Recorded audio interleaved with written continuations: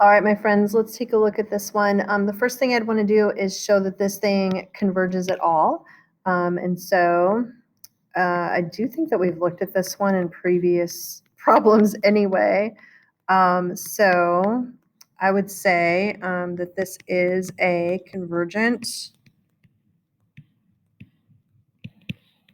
alternating series. So how come?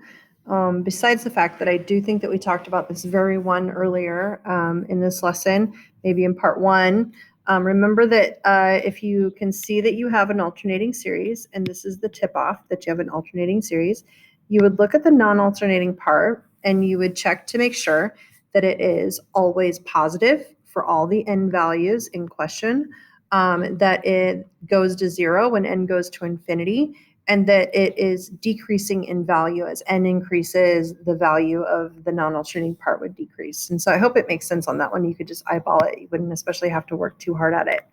Anyway, so it is a convergent alternating series. And then furthermore, or whatever math transitional word or transitional word you like there. So let's look at the sum as n goes from 1 to infinity, the absolute value of all the terms.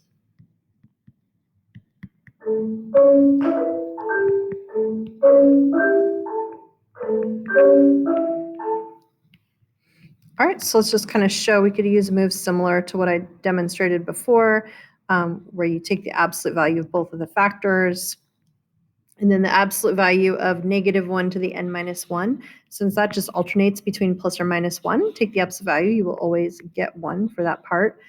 So this, when you take the absolute value of all the terms, you're looking at a sum that could have been defined as simply the absolute value of 1 over n, but since n only goes from 1 to infinity anyway, the absolute value marks would be redundant. And so what do we know about this sum, my friends? Well, the terms go to 0. They don't go to 0 fast enough for the sum to actually add up to something finite. And so this, my friends, is you could say a divergent p-series, or you could say it's the harmonic series and it diverges. I personally think it's easier to say that it is a divergent p-series. And we are saying that because it has a p-value of 1. Here, see? Right there. All right, my friends. And so the sum itself converges, but when you take the absolute value of the terms, it diverges. Therefore, the sum as n goes from 1 to infinity of -1 to the n minus 1 times 1 over n is conditionally convergent, or converges conditionally.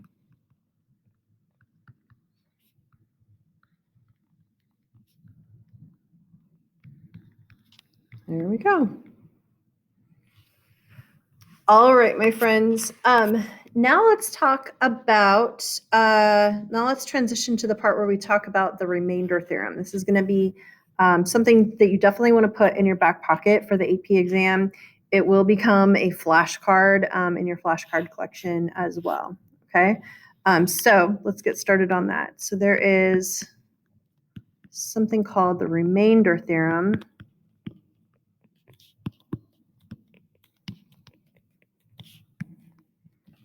For a convergent alternating series.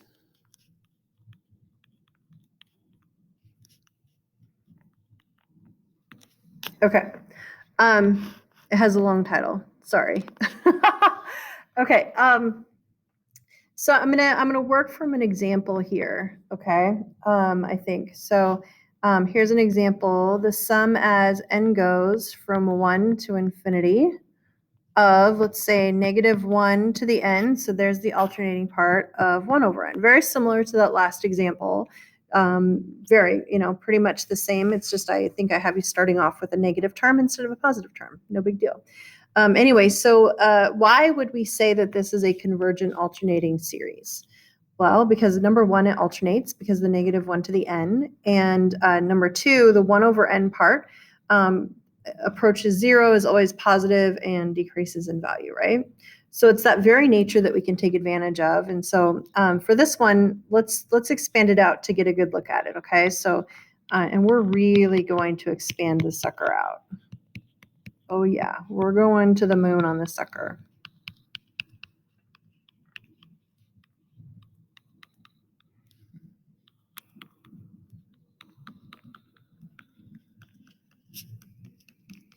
Okay, and it goes forever, but let's go ahead and go out to the 12th term there. So here's what it looks like when I get started on the if in doubt expanded out version.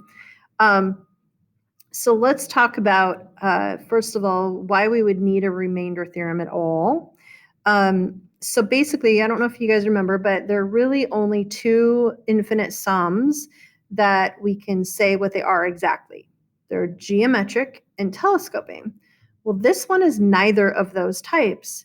So what that means is that we'll never be able to say exactly what number this equals. So since we can't say what it is exactly, the best thing we can do is approximate it by using partial sums. So for example, if I was to say, well, how about if we use, a third partial sum, somebody would say, well, I don't know, that's probably not that accurate, so like maybe you should do a fourth or a fifth or a sixth or a seventh partial sum, Um, and then, how wrong would you be? Well, you would be that wrong.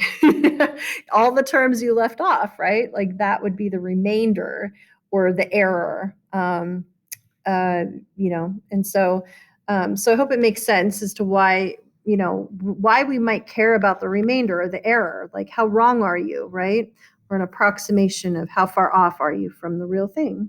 So that's why we need a remainder theorem, because you'll never be able to say what this is exactly, but you can say it at what it is approximately. And having an idea about the remainder could tell you like kind of maybe how accurate or how inaccurate you are. So hopefully that makes sense. Okay. So now let's talk about, let's do some partial sums. So, first partial sum, second partial sum, third partial sum, fourth partial sum, fifth partial sum, sixth partial sum. Grab your calculator, and what I would encourage you to do between now and the next video is, go ahead and go as far as you can comfortably without a calculator, and then go ahead and start grabbing a calculator and go ahead and you could just put things in terms of decimals, but go ahead and calculate these partial sums, and then we'll kind of go from here and keep talking about the remainder theorem in the next video.